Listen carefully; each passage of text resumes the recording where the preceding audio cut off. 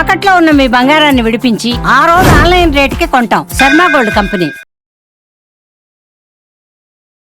అందరికీ నమస్కారం. నా పేరు మాధురి. మీరు చూస్తున్నది సుమన్ టీవీ నెట్వర్క్. ఈరోజు మనతో పాటు ఉన్నారు ప్రముఖ ఆధ్యాత్మికవేత్త అనంతలక్ష్మి అమ్మగారు. నమస్కారం అమ్మా. నమస్తే అమ్మా. అమ్మ, ఇంకా సెలవులు వచ్చేసినాయి కాబట్టి పిల్లలకి మరి తల్లిదండ్రులు ఇంకా వర్కింగ్ వాళ్ళు ఎక్కువ మంది ఉంటారు. ఇంట్లో ఉండి చూసుకునే వాళ్ళు ఏంటంటే పిల్లల్ని ఆట విడుపు కోసం ఎక్కడికైనా పంపించాలా, ఎందులోనా జాయిన్ చేయాలా అన్న ఆలోచనతో ఉంటారు. అసలు ఈ సెలవుల టైంలో పిల్లల్ని చుట్టాలింటికి లేదంటే వాళ్ళ అమ్మమ్మల నాన్నమ్మల ఇంటికి పంపించడం మంచిదా, లేదు అనుకున్నట్లయితే విహారయాత్రలు అని చెప్పి పెద్దవాళ్ళతో కలిపి వీళ్ళందరూ కలిసి వెళ్ళడం మంచిదా? అమ్మ, చాలా ఉన్నాయమ్మా. పిల్లల్ని సెలవులు వస్తే పిల్లలకి సంతోషం ఏమో తెలియదు, కానీ పెద్దవాళ్ళు మాత్రం చాలా బాధపడిపోతూ ఉంటారు పిల్లలకి సెలవులు వచ్చాయని. అంటే ఇప్పుడు బాధపడతారులేండి. వాళ్ళకి స్కూల్ ఉంటే వాళ్ళకి టిఫిన్ డబ్బాలు రెడీ పెట్టడం, యూనిఫారాలు, హోంవర్క్లు, వీటికి కంగారు పడతారు. అంటే చేసి పెట్టేవాళ్ళు ఉంటే పర్వాలేదు, కానీ తామే చేసుకోవాలనుకునేటటువంటి మధ్యతరగతి ఉద్యోగస్తులైనటువంటి భార్యాభర్తలు ఉన్నప్పుడు ఇబ్బంది పడుతూ ఉంటారు. కానీ దేనికైనా కానీ అమ్మా, ప్రతి సమస్యకు పరిష్కారం ఉంటుంది. పరిష్కారం కూడా మనం తీసుకునే దాన్ని బట్టి ఆనందదాయకంగానూ ఉండొచ్చు, సంతోషంగానూ ఉండొచ్చు, లేకనూ పోవచ్చు. అంతే కదా? అవును. దీనికి మార్గాలు ఎన్ని ఉంటాయి. అప్పటి వరకు ఒక్క సెలవు కూడా పెట్టుకోకుండా ఉన్న సెలవులన్నీ పిల్లలకి సెలవులు ఇచ్చినప్పుడు వినియోగించుకునే తెలివి గల వాళ్ళు ఉంటారు. ఇందులో రెండు రకాలు ఉంటాయి. ముందర కొన్నాళ్ళు తల్లి సెలవు పెట్టి, కొన్నాళ్ళు తండ్రి సెలవు పెట్టి, అంటే పిల్లల్ని ఇంట్లో ఉంటే చూసుకోవడానికి. మరి చిన్నపిల్లలు అయినప్పుడు లేదా ఇద్దరు కలిసి సెలవు పెట్టి పిల్లల్ని బయటికి తీసుకెళ్ళడం, అంటే చక్కగా విహారయాత్రలకు ఎక్కడికన్నా తీసుకెళ్ళడం. కానీ వేసంకాలం కనుక ఇబ్బందిగా కూడా ఉంటుంది. ఇన్ని రకాలు ఆలోచించుకోవాలి. కానీ సెలవులు ఇచ్చినప్పుడు ఆట విడుపుగా ఉండడం కోసం పిల్లలకి సెలవులు ఇచ్చారు, కానీ సెలవుల్లో వాళ్ళని మరింత రుద్దడం కోసం కాదు కదా. అవును. ఒకప్పుడు కొద్ది కాలం క్రితం అయితే, అంటే కొన్ని 2-3 సంవత్సరాల క్రితం అనుకుంటా, అప్పటిదాకా కూడా, లేకపోతే కరోనా ముందు దాకానో వేసవి సెలవుల్లో కూడా పిల్లలకి సమ్మర్ క్లాసెస్ అని చెప్పి, అడ్వాన్స్డ్ క్లాసెస్ అని చెప్పి రుద్ది పడేశారు. అట్లా రుద్ది పడేసిన వల్ల పిల్లలు ఏమయ్యారండి, తర్వాత చదువు అంటే విరక్తి పుట్టడం, ఏదో కష్టపడి చదువుకుంటే ఉద్యోగాలు రాగానే ఈ మొత్తం శ్రమనంతా తీసి విచ్చలవిడిగా తయారవడం, ఇవన్నీ జరిగాయి కదా. ఎక్కడొక్కడ ఉంటుంది ఆ బ్యాలెన్స్ అన్నది, బయటపడడం అన్నది. ఇవన్నీ లేకుండా ఉండాలంటే సెలవులకు కూడా రకరకాలుగా ప్రణాళికలు వేసుకోవచ్చు వాళ్ళకు ఉన్నటువంటి సౌలభ్యాలను బట్టి. ఇప్పుడు జాయింట్ ఫ్యామిలీస్ కనుక అయినట్టయితే సమస్య లేదమ్మా. అత్తగారు, మామగారు, అమ్మమ్మో, నాయనమ్మో ఎవరో ఒకళ్ళు ఇంట్లో ఉన్నారనుకోండి, పిల్లలకి సెలవులు ఇచ్చినంత వల్ల సమస్య ఏం లేదు. వాళ్ళు కొంచెం ఇబ్బంది పడతారంతే. వాళ్ళని ఎంగేజ్ చేయడానికి కావాల్సినటువంటి ఆటలు లాంటివి అవన్నీ వాళ్ళకి ఇంట్లో ఇచ్చేసి చేయొచ్చు. అప్పుడు ఒకళ్ళు చూసుకుంటారు గనక. ఇంట్లో చూసుకునే వాళ్ళు ఎవరు లేని వాళ్ళకి ఇబ్బందే కదా. అందుకని నేను అందరికీ సలహా ఏం చెప్తానంటే, అత్తగారిని అత్తమామల్ని కానీ తల్లిదండ్రులను కానీ దగ్గర పెట్టుకుంటారా, సుఖపడిపోతారు, మీకు అర్థం కావట్లేదని చెప్తా. కొంచెం అక్కడ కూడా కొంచెం తెలివిగా మేనేజ్ చేసుకోవాలి అంతే.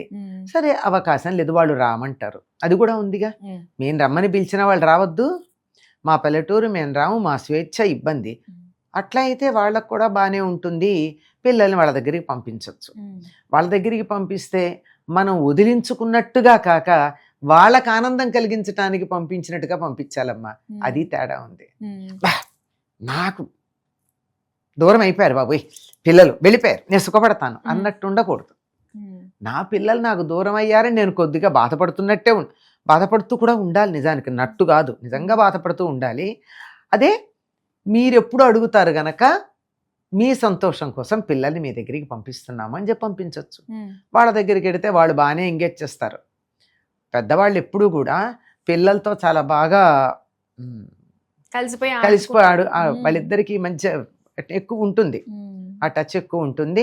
కనుక వాళ్ళతో కలిసి ఆడుకోవడం అంటే కింద వాళ్ళతో కలిసి క్రికెట్ ఆడారు, మరొకటి ఆడారని కాదు, కబుర్లు చెప్పడం, వీళ్ళు అడిగే ప్రశ్నలకు వాళ్ళు సమాధానాలు చెప్పడం. ఎక్కువగా పిల్లలకి ఈ సెల్ ఫోన్ కనుక ఇవ్వకపోయామనుకోండి చేతికి, 100 ప్రశ్నలు వస్తాయి.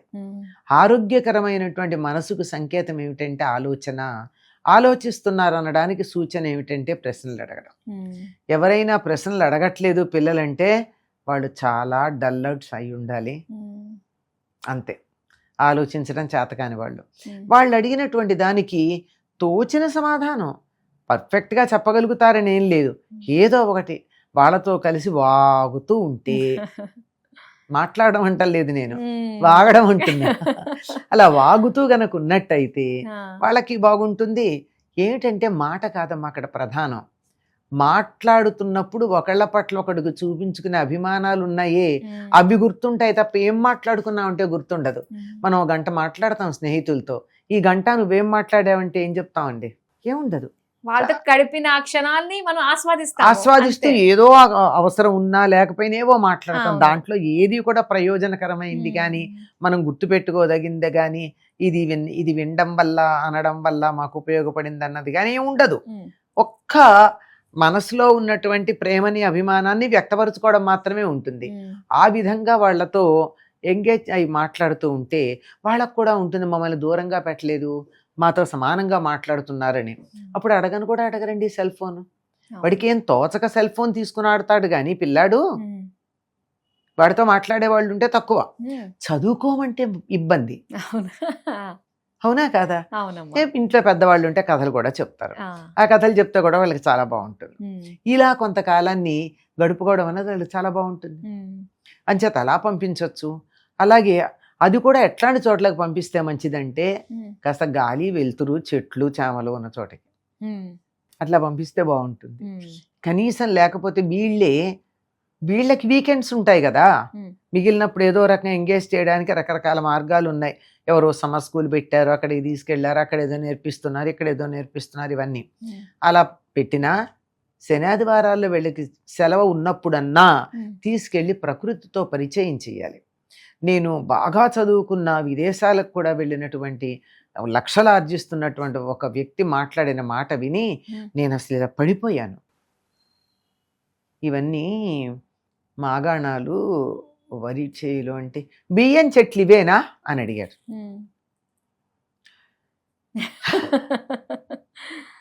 అంటే వాటిని వడ్లు అంటారని, వడ్లలోంచి బియ్యం వస్తుందని, దాన్ని వరి ధాన్యం అంటారని, వరి పంట అంటారని కూడా తెలియకుండా పెరిగా.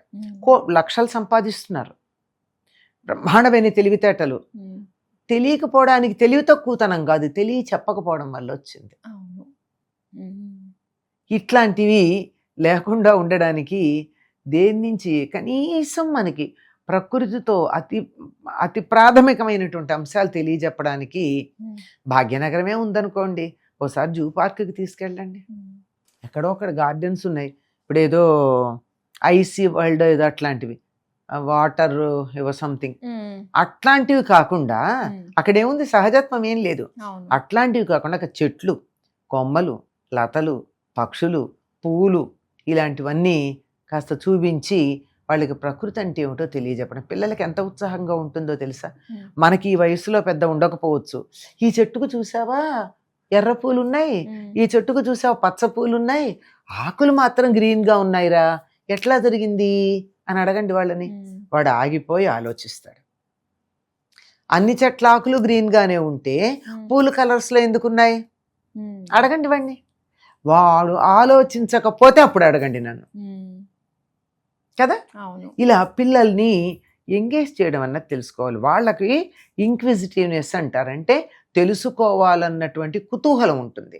ఆ కుతూహలాన్ని మనం చప్పబరచకుండా వీలైతే అది చక్కగా ఎక్కువగా ఉండేటట్టుగా వాళ్ళతో కలిసి వారానికి ఒక్క రోజైనా, అసలు సంవత్సరం అంతా గడపాలనుకోండి. అవును, కానీ ఇప్పుడున్న పరిస్థితులు ఏమిటంటే మనం కల్పించుకున్నవే కదా. మనం కల్పించుకున్న వాటికి వెసులుబాటు కూడా మనమే చేసుకోవచ్చు.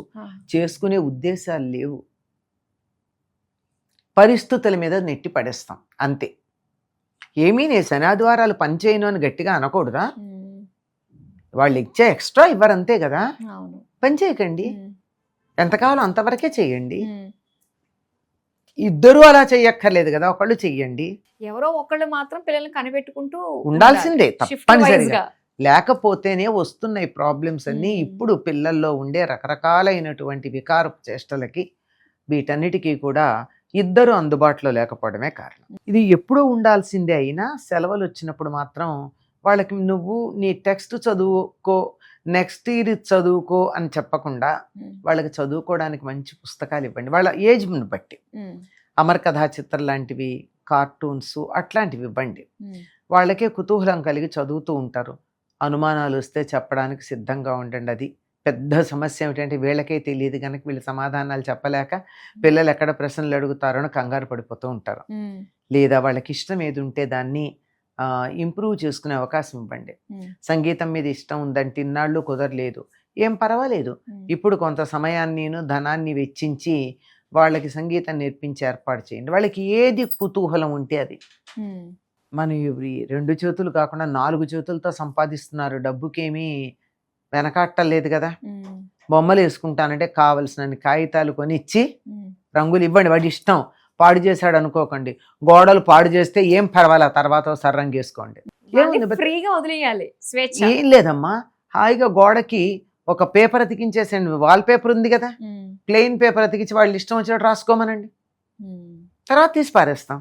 లేదా ఒక బోర్డు లాంటిది ఇచ్చి నీవు ఇష్టం వచ్చిన బొమ్మలన్నీ వేసుకో, నేను వచ్చి చూస్తాను బాగుందో లేదో చెప్తాను. కొంచెం సమయం వెచ్చించండి. ఇంత సమయం వద్దు, మ్మ్. కనీసం ఇంత సమయం వెచ్చించండి. మ్మ్. ఎన్ని మార్గాలు ఉన్నాయి పిల్లలకి సెలవులు వస్తే. ఆ రొటీన్లో ఉన్నటువంటి వాళ్ళకి ఇష్టం లేని విసుగు కలిగించే సబ్జెక్ట్ చదవడం కాక మ్మ్. జీవితంలో ఆల్రౌండ్ డెవలప్మెంట్ కావాల్సిన ఎన్నో నేర్చుకోవాల్సిన ఉన్నాయి కదా. మ్మ్. వీటన్నింటినీ నేర్చుకునే అవకాశం కల్పించండి. అది కూడా వాళ్ళకి ఫ్రీడమ్ ఇవ్వండి. మ్మ్. స్కూల్ అయితే కంపల్సరీ ఫలానా టైంకి వెళ్ళాలి, ఫలానా ఉండాలి, మార్కులు రావాలి, పాస్ అవ్వాలి ఉంటాయి. ఇది అక్కర్లా, సంగీతం నేర్పించండి. మ్మ్. ఇందులో పాస్ ఏముంది, పాడితే పాడతారు లేకపోతే లేదు. అవును, కానీ వాళ్ళ ఇంట్రెస్ట్ తగ్గట్టుగానే మనం జాయిన్ ఇంట్రెస్ట్ చేయాలి తగ్గినట్టే ఏదైనా. వాళ్ళకి నేర్పించుకో, అన్నీ చూపించండి. మ్మ్. బొమ్మలు వేస్తావా వేసుకో, సంగీతం నేర్చుకుంటావా నేర్చుకో, ఇంకా కరాటే నేర్చుకుంటావా నేర్చుకో, ఆటలు ఆడతావా ఆడుకో, మ్మ్. కావలసినవి చేసుకో. లేదా ఇప్పుడు డిఓవై ఏదో ఉంది, డూ యువర్ సెల్ఫ్ అనేది, మ్మ్. మ్మ్. అట్లాంటి కిట్స్ ఇచ్చేసేయండి. అవును. చేశాక ఎంత బాగుందో అనండి, మ్మ్. దాంట్లో తప్పులు పట్టకండి.